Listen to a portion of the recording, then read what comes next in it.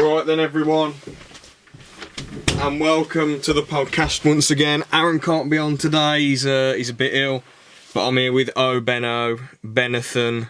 I'm not going to say his surname, but yeah, top geezer. So, we're going to skip the YouTube news today, because do you have any stories, Ben? Not exactly, no. That's alright then, so we'll just skip it and scrap that bit. But yeah, we're going to talk about two shows today, Gavin and Stacey and Game of Thrones. I know that's a pretty weird combination, they're very different genres, but you know, it is what it is. So, yeah, anyway, we're going to talk about Gavin and Stacey first. So, what do you think of the show, Ben? I think it's really funny. I've rewatched it quite a few times, especially at Christmas because of the Christmas special. Yeah. It's such an easy watch, man. The thing that I think the reason why Gavin and Stacey stands out so much is that in the 2000s, most of the English comedies have gone down the shitter, really. Like the Three Fools and Horses specials that came back, those were nowhere near as good as the original. They were an okay laugh, but they were nowhere near as good. You had My Family, which was okay. You had The Royal Family. Red Dwarf was in the 2000s, wasn't it? That's still going now, isn't it? Or did they cancel it? I think so, yeah. Well, that was kind of off and on, I think. So. Yeah, that Red Dwarf is some of that's quite funny. Well, it's just crazy, but it's quite funny. But yeah, the thing is, back in... So that was decent. Yeah, but back in the 70s and 80s was where it was all at. And, but yeah. But now it's there wasn't really many things going around in 2007, 2008. I know there was the In-Betweeners, which was a laugh in 2008 to 2010. Yeah. Okay, that was a really good laugh. But that was more schoolboy humour. I feel like more people can laugh at Gavin and Stacey. Yeah, true. So, the good shit about the show, the dialogue feels very, very, very real.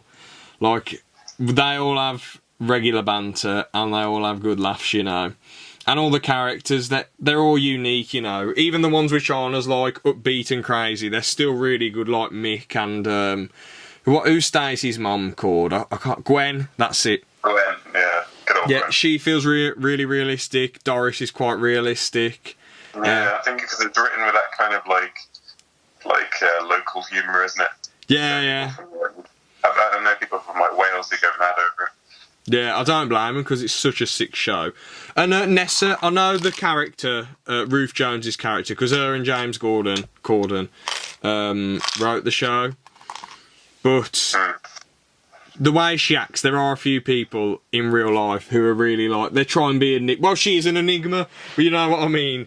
Nessa is an enigma, but there are people who come across as enigmas and who you don't know anything about them, and they're just really like, just the way she acts, like, oh, Dave, and all that cool stuff, you know. Smithy's the typical upbeat, crazy guy, and he's just, to be fair, I don't think it took much acting skill to play him, because James Corden was just playing himself. I'm sure he had to put some effort into it, but like, if you watch him in League of Their Own and that car karaoke nonsense. I mean, some people aren't that big fans of him, but I think his personality kind of works in the context of the show, because he's playing a character that's all... Oh, yeah, it does. I'm just saying it didn't take as much acting skill to pull off as like Nessa's character, because Ruth Jones is nothing like that in real life. Same with Pam. It took a lot of acting to pull that character off. But I suppose if James Corden, if that's just his personality, then yeah, the character works for that show. But, you know, you couldn't cast him in like a serious crime film or something, you know. Oh no. That would be... But yeah, to be honest, with that show, what would you say the funniest moment from the show is that really just made you die laughing? I've got a really weird, a very bizarre moment that you probably won't find that funny. But I don't know. I always thought when they're all in the bathroom at the Italian restaurant. Oh yeah. She's pregnant. Yeah, Nessa's pregnant. Nessa's pregnant. Who's the name of Pam's neighbour? Is it? Dawn. That's it. Oh yeah, Dawn comes in hysterical, and Pam just has to slap her in the face. I thought that entire episode is just hilarious because they're all like building up to that one moment. Yeah. I'll tell you, Mark, that's a really good one actually. My favourite moment's weird. You know when Smithy comes to Gavin's work and he's just in tears? Oh yeah. I don't know why, but I just could not stop laughing at that. I could not stop laughing. I know there's a lot of witty dialogue and Bryn's hilarious, but like... Yeah, I mean, there's lots of horrible moments, I think. Yeah. The bit when he's like, this is why I ordered the food. I like this food. This is why I ordered it. Because everyone's going to say you all have to have some. No, I don't want any part of it anymore. That was quite class. And she just gets the text saying, Sagaloo. He's like, I like a Sagaloo too, man. Yeah.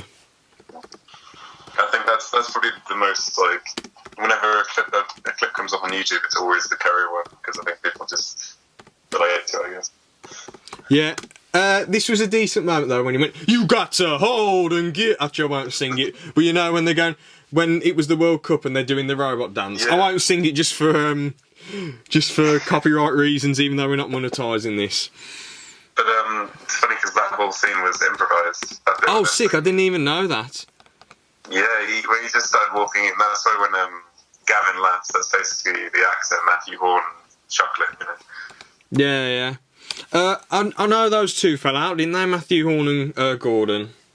Did they? Yeah. It said it was on the Piers Morgan thing. Smithy doesn't actually tell you why they fell out, but he was just like they were best mates, and they were trying to be a comedic duo, and they're in other comedies. But the problem is, I'm not having a go at Gavin or Matthew Horn or Joanna Page, but I know that they were the main characters. But if they were side characters, they would have been very forgettable and not that good.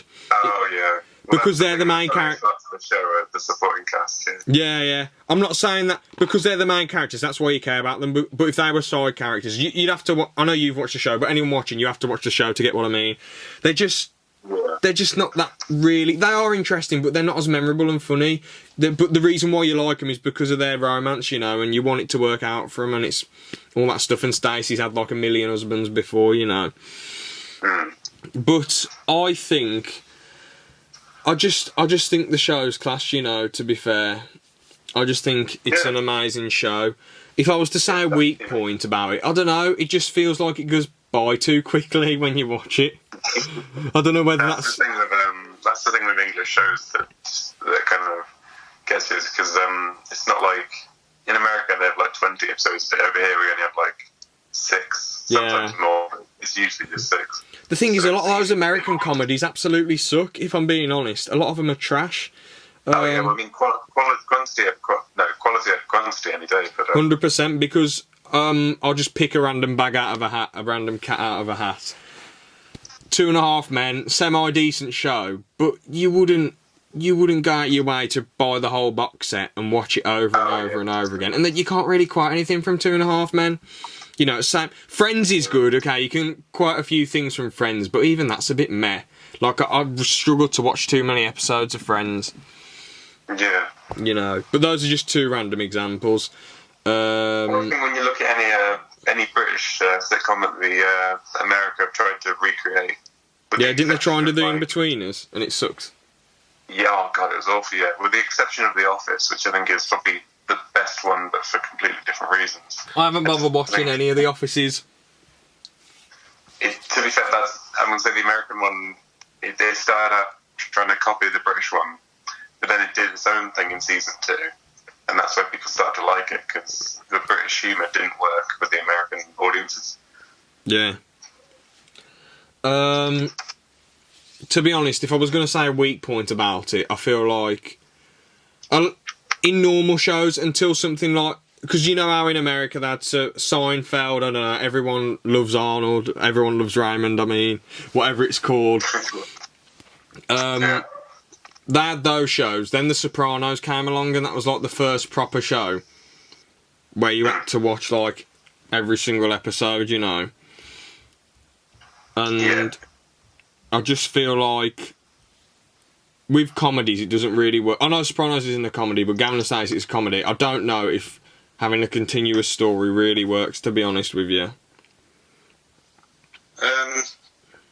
Like for comedies, because imagine if you're just watching it randomly on Gold or whatever, and you come across a random episode and you have no idea what's going on. And for comedies that are meant to make you laugh, and what are the characters doing here? What's the point? I suppose you can argue the dialogue's so good and it's so funny you'd forget about that, but like, I feel like it's a bit difficult. Well, no, I think that used to be a problem, but nowadays everyone knows about it. Yeah. I was just nitpicking, to be fair. That's the thing.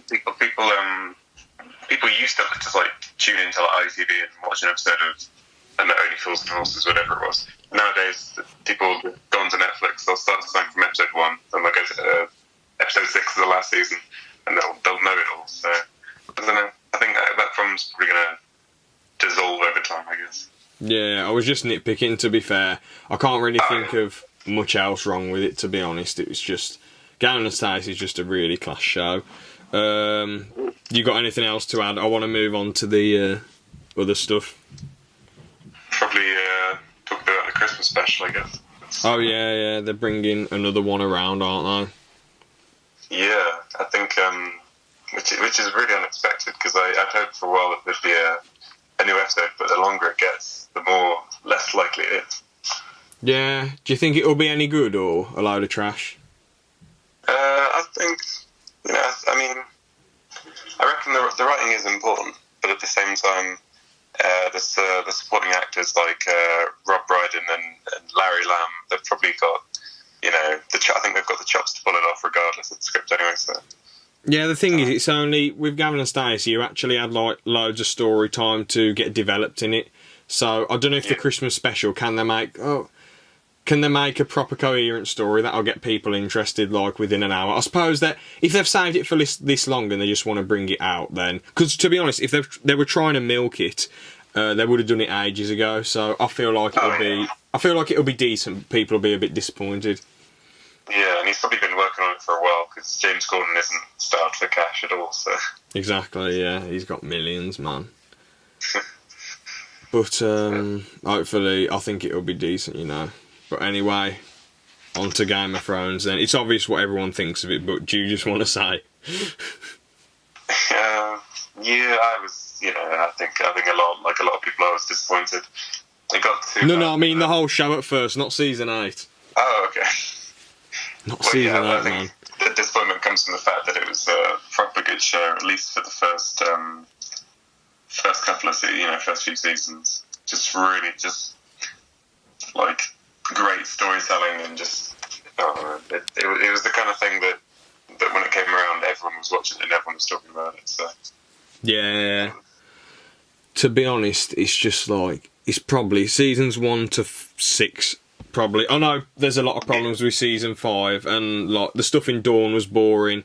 I wasn't a massive fan of the High Sparrow stuff, to be fair. It was like not all the stories were consistent. The main best story was the Jon Snow stuff, the Ramsay stuff. That was it really. I haven't watched season 5 in ages, but those were the main things I remembered from it. Yeah, season 6, the Jon Snow stuff again. I know the Daenerys stuff was alright in both those seasons, but and I know, but yeah, seasons 1 to 4 were like had all the solid stories and you were just hooked. Yeah, But season 6 had the 2 best episodes ever in Battle of the Bastards and the one after that, in my opinion. Yeah, I just love those 2. They were pretty sick. But season 7, I thought that took a bit of a turn to the dark side, really. Not in the way as the show's dark. It's always been dark, but I mean, it just felt a little bit. I don't know. It felt like a lot was missing. With all the characters being there, it's difficult because none of those characters had acted with each other before, and I just feel like it just felt really rushed because it was only 7 episodes, wasn't it? Yeah, which is annoying because HBO would have given them a bigger budget, and allowed them to do 10 episodes, but they just wanted to get it over and done with. So. They would have given them 14 episodes, it would have been sick. Yeah. But I mean, they made that call not to. They were just being idiots, It's a shame, really. I think, but that was with season 7. With season 8, they just wanted to move on quick as, Which is quite a shame, really. It's a shame because it really shows in the when you watch the episodes, because it just feels like a story that has been stretched out a little bit instead of a grand tale like the first couple of seasons. Yeah, I mean, it was quite cool when Jon Snow found out about his parents. Yeah, but even that, the sad thing is that doesn't really go anywhere. True, yeah. Apart from Daenerys getting really angry.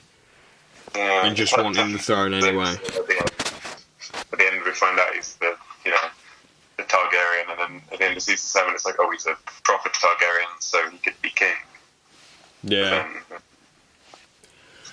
I mean, you know, the preparation to the battle was pretty solid, but then when the battle happened, the lighting was crap. I was just caught up in the spectacle. I feel like more people. There's a real problem nowadays, I think. Yeah. With just making things too dark for the sake of being dark. But it's just bad. It's almost objectively bad because you can't see what's going on. Yeah. I feel like they should have probably killed more people off, because Jaime and Brienne are in loads of herds of White Walkers and it looked like they was about to die. And then they didn't die, and it was just like, what the fuck? They were nearly... The story is going anywhere either. Yeah, that too. If more people had died, you know, you would have seen that more was on the line. But if you keep... It was an hour and a half. If you keep watching, you know, like, Jorah Mormont died right at the end. He should have died at the start, man. He should have got killed off straight away. Yeah, and then it was, and then the Night King just gets, you know. Oh yeah, he gets a fool made out of himself, man. But I came out of that feeling really let down and kind of, I had a hollow feeling after watching the episode because it wasn't satisfying at all, in my opinion, because I don't think we need to necessarily have the Night King speak or anything, but for him to just die, it just had no impact. I didn't care, you know. It's like, okay, and it just made him look like I say, just a total idiot. Then after that, episode 4, it could have been worse. I liked all the talking and all that. Episode 5 was weird, how she just clicked a button and then she went mental. Yeah. I didn't really get that at all, to be fair. The battle was kind of cool, I guess, but I don't know why Grey Worm just randomly turned heel. Just because Daenerys was going mad. Like, all the soldiers had surrendered, then Grey Worm... Maybe he was pissed off about Missandei getting beheaded, I don't know. But... he was, yeah. I mean... It was... when we... Sandor Clegane, his storyline, for me, thankfully, remained kind of unsoiled, because I loved that bit when he came back, and it was fan service, but it was good fan service. Like, but it was a little bit silly how they were battling at the top of a castle with dragons flying over in a crumbling building. Yeah, but I would have preferred it out in the streets, man. That would have been sick. I mean, and it was silly though. Like, he speared him out of a bloody building, and then they went into fire, and he just stabbed him a load of times, and it was just, I don't know. It wasn't really much of a memorable fight, but yeah. Jaime's character was totally ruined though, man. Because I remember watching this video that was saying about, oh, you know, real people don't change, so I don't know why anyone's complaining. But the reason why people in real life do change is because of experiences, and Jaime's experiences made him change, but then he just runs back to Cersei. I don't fuck it. Stupid. Absolute crap. Yeah. It was, it just didn't really, it wasn't satisfying. It didn't feel like where the arc was supposed to go. Like, I don't know why they tried to piss the fans off so much, and Cersei got such an easy way out, just a load of rocks knocking her out and killing her. Such an easy way out, unbelievable. Yeah, it just didn't match expectations, you know, built up too much. I mean, it was just a massive failure, but they're moving on to Star Wars now, which, oh god. I know you like the new Star Wars, but I think it's down the shitter, and if they get in it, it'll get even worse. So I don't know what to say really. They just seem a bit hopeless, those writers do. Either way, I haven't got much hope for them. Yeah. Because obviously they were good when they had material, but they didn't even write half the episode, you know. Like, they did write quite a few of them, but George R. Martin and some other people wrote a few of the episodes. Have you read the Game of Thrones books then, or not? I've read the first one and like half the second one. What do you think? The first book and the first season are pretty much like 1-1 in terms of adaptation.